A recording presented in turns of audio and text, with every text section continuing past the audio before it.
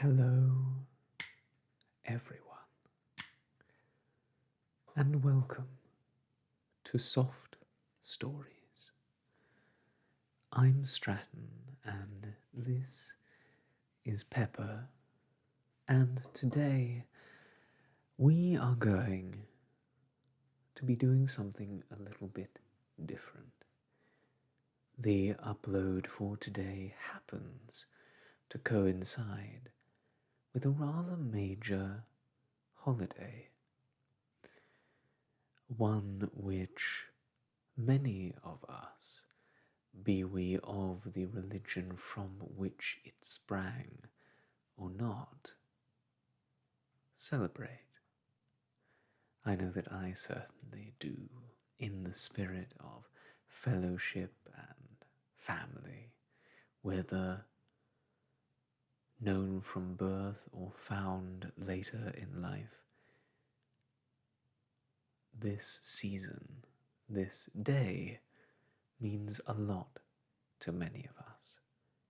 And I'm sure for many of us there are many stories associated with that day, be they religious or secular, that have a special meaning for us. And so I wanted today to highlight a Christmas story that I think many of us haven't experienced before. I'm sure that many of us know A Christmas Carol by Charles Dickins. It is an excellent story, and one which I hope to one day cover on this channel. But I thought that today something more compact might be more suitable. And so I didn't wish to forego the annual Dickens remembrances altogether. In fact, Charles Dickens wrote quite a few Christmas stories, many of them short stories, some of them essays, and it is one of those that I want to share with you today. It is one of his lesser-known works, written in 1851, and it is entitled What Christmas Is as We Grow Older. I can't wait to jump into it with you. But before we do, as we have done so many times now, I just want to express my thanks for those of you who have submitted questions for the Q&A, which will be taking place on January the 1st. I appreciate your enthusiasm, for in fact I am similarly enthusiastic about this undertaking. A challenge in the style of First We Feast's Hot Ones. We have already brought together all of the sources that we are hoping to utilize in the competition, and it will be a different format from that which we have experienced thus far. In fact, I will have a co-host. This idea was one of my lovely girlfriend Lindsay's great brainstorms, and in the spirit of a recognition of her genius, and so that we can both take part in what is, if maybe not the most relaxing enterprise, hopefully an entertaining one. She will be hosting with me on that occasion. We will have personal questions from friends and family, but I wanted to solicit one final time questions from you, our audience, for soft stories. If you have any questions about the show, how it's produced, why I choose the books I have, or anything else about me or this channel, or about my little regular co-host, Pepper, please feel free to leave a comment below. I would very much appreciate it. Thank you one final time for humouring me in that announcement. I can't wait to see the culmination of all of this blathering on my part. But let's leave aside the pain of the future for now and think a bit about Christmas with Charles Dickens's 1851 short story, What Christmas Is as We Grow Older.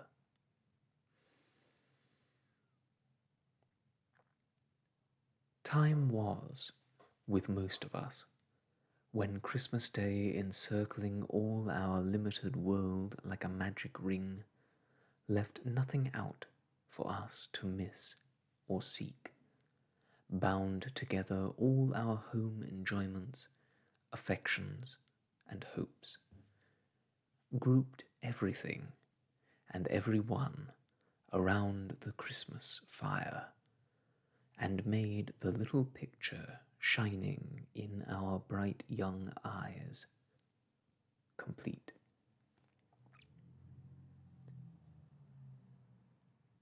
Time came, perhaps, all so soon, when our thoughts overleaped that narrow boundary, when there was someone very dear, we thought then, very beautiful, and absolutely perfect, wanting to the fullness of our happiness, when we were wanting too, or we thought so, which did just as well.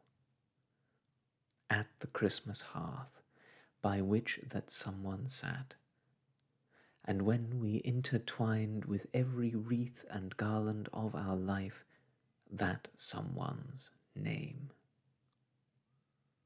That was the time for the bright visionary Christmases which have long arisen from us to show faintly after summer rain in the palest edges of the rainbow. That was the time for the beautified enjoyment of the things that were to be and never were, and yet the things that were so real in our resolute hope that it would be hard to say now what realities achieved since have been stronger. What? Did that Christmas never really come, when we and the priceless pearl who was our young choice were received, after the happiest of totally impossible marriages, by the two united families, previously at daggers, drawn on our account? When brothers and sisters-in-law, who had always been rather cool to us before our relationship was affected, perfectly doting on us, and when fathers and mothers overwhelmed us with unlimited incomes. Was that Christmas dinner never really eaten, after which we arose and generously and eloquently rendered honour to our late rival, present in the company, then and there exchanging friendship and forgiveness, and founding an attachment, not to be surpassed in Greek or Roman story, which subsisted until death? Has that same rival long ceased to care for that same priceless pearl, and married for money, and become usurious? After all, do we really know, now, that we should probably have been miserable if we had won and worn the pearl, and that we are better without her. That Christmas, when we had recently achieved so much fame, when we had been carried in triumph elsewhere for doing something great and good, when we had won an honoured and ennobled name, and arrived and were received at home in a shower of tears of joy. Is it possible that that Christmas has not come yet? And is our life here, at the best, so constituted that, pausing as we advance at such a noticeable milestone in the track as this great birthday, we look back on the things that never were, as naturally and fully, as gravely, as on the things that have been and are gone, or have been and still are? If it be so, and it seems to be, must we come to the conclusion that life is little better than a dream, and little worth the loves and strivings that we crowd into it? No. Far be such miscalled philosophy from us, dear reader, on Christmas Day. Nearer and closer to our hearts be the Christmas spirit, which is the spirit of active usefulness, perseverance, cheerful discharge of duty, kindness, and forbearance. It is in the last virtues especially that we are, or should be, strengthened by the unaccomplished visions of our youth. For who shall say that they are not our teachers to deal gently even with the impalpable nothings of the earth? Therefore, as we grow older, let us be more thankful that the circle of our Christmas associations and of the lessons that they bring expands. Let us welcome every one of them and summon them to take their places by the Christmas hearth. Welcome, old aspirations, glittering creatures of an ardent fancy, to your shelter underneath the holly. We know you, and have not outlived you yet.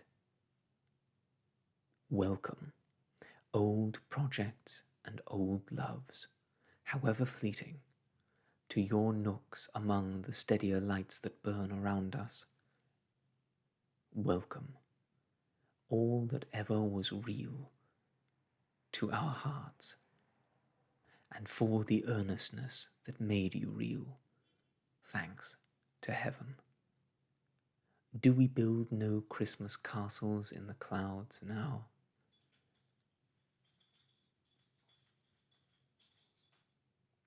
Let our thoughts, fluttering like butterflies among these flowers of children, bear witness. Before this boy there stretches out a future, brighter than we ever looked on in our old romantic time, but bright with honour and with truth.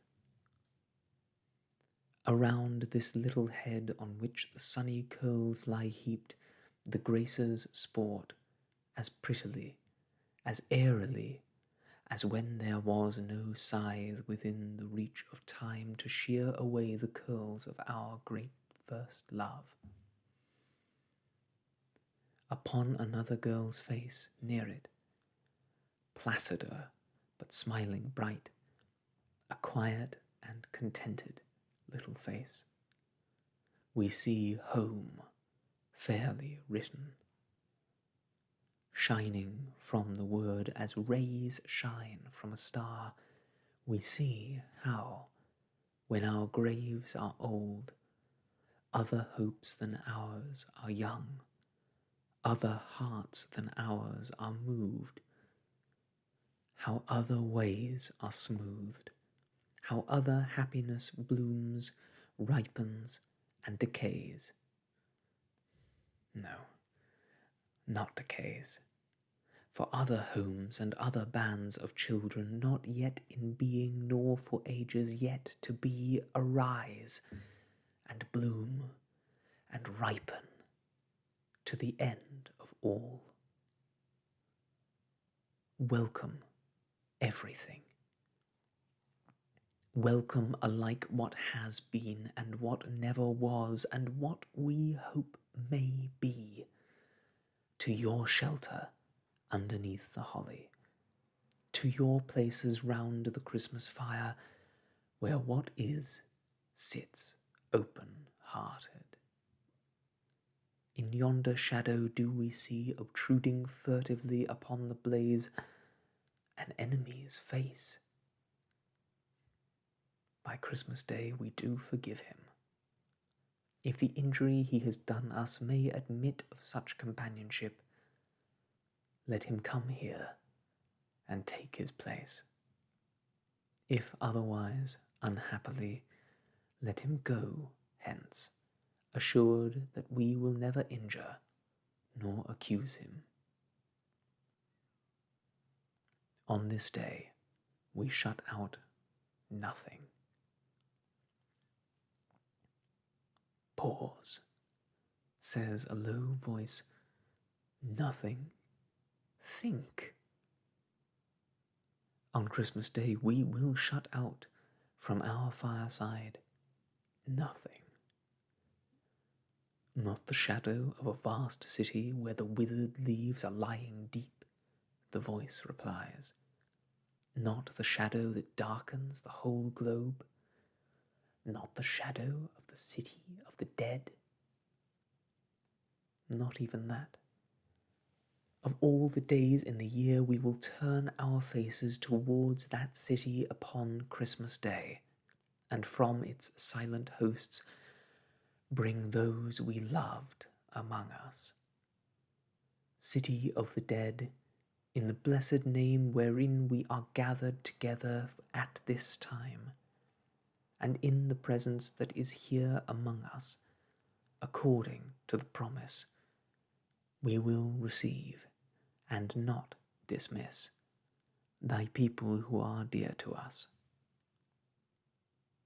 Yes, we can look upon these children, angels that alight so solemnly, so beautifully, among the living children by the fire, and can bear to think how they departed from us. Entertaining angels unawares, as the patriarchs did, the playful children are unconscious of their guests, but we can see them, can see a radiant arm around one favourite neck, as if there were a tempting of that child away.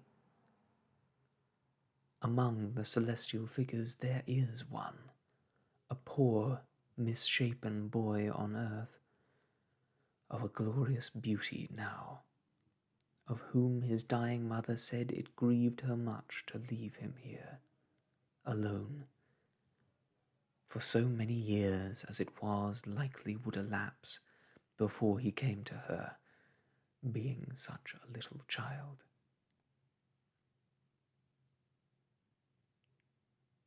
But he went quickly, and was laid upon her breast, and in her hand she leads him.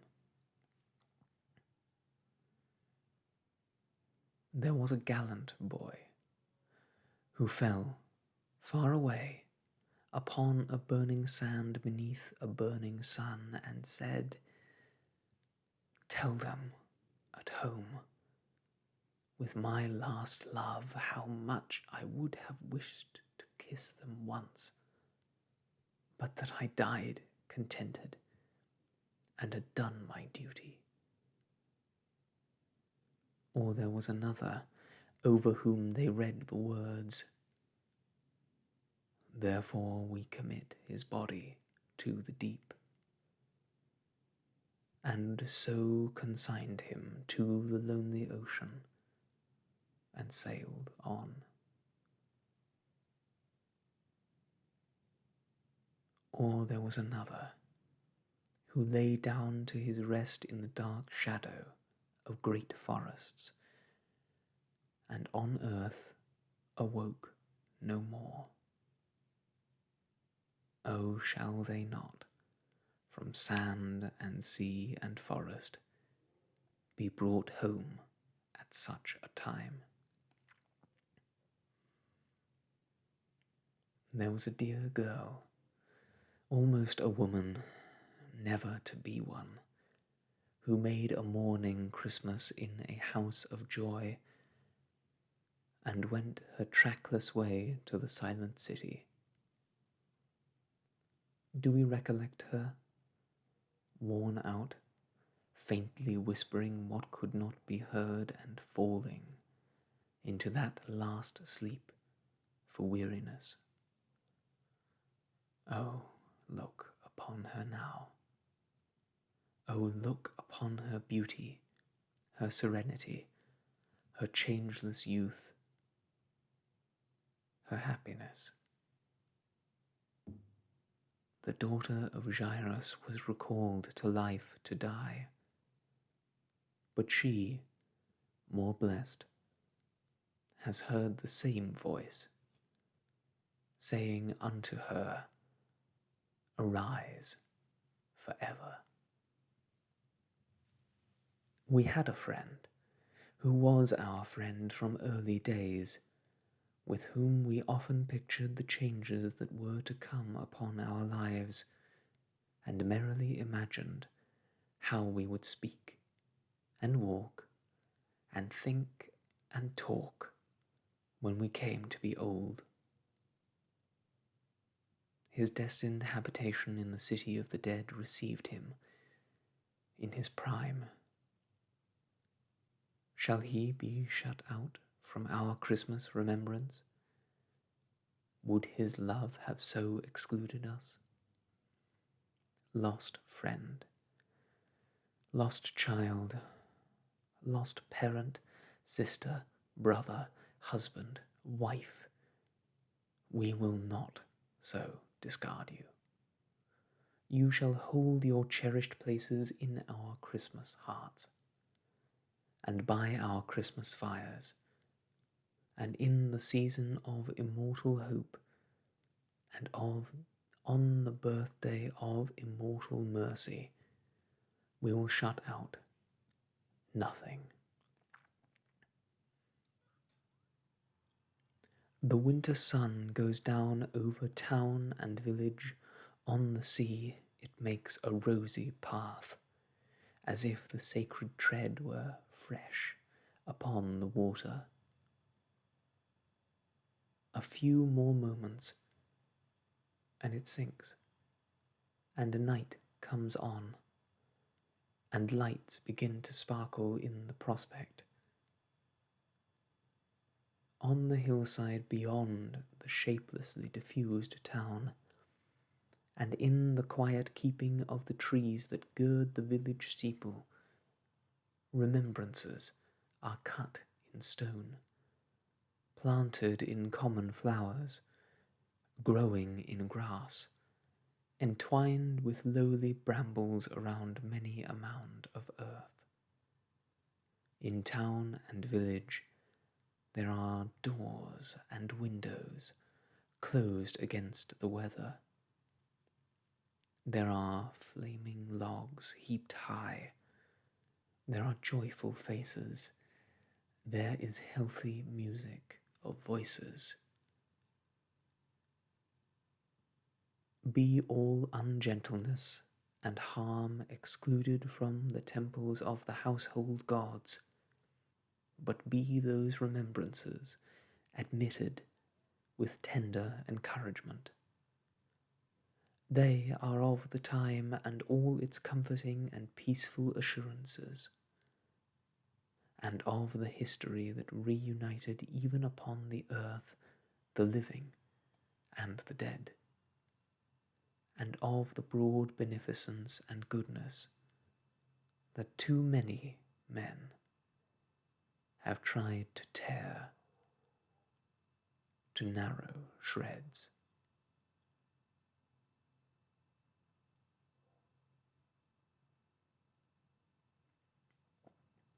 And that, my friends, is it for Charles Dickens's What Christmas Is as We Grow Older. An interesting story, to be sure. Different, perhaps, than the hopeful tone which ends his famous Christmas carol, but moving and poignant nonetheless. The idea that Christmas is a time for remembrance and togetherness, whether separated by distance or time, or the valley twixt life and the city of death. It's something that I think we must all keep in mind, particularly in a year like this where so many of us are separated from our families and loved ones. I hope that you are able to keep those dear to you in your mind's eye so that they may gather around your Christmas hearth, or simply your Friday hearth, if it is not a holiday that you celebrate. For I think a little remembrance, a little time of contemplation and recognition of the meaning that other people have in our lives is a very valuable thing.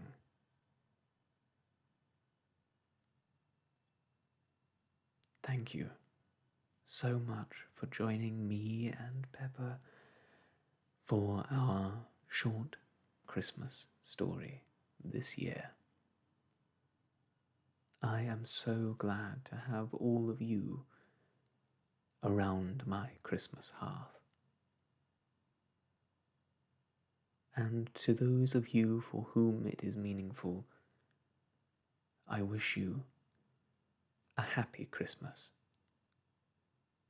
I will see you in the new year on Soft Stories. But until that time, I wish you all the best. Thank you for a wonderful year, and goodbye.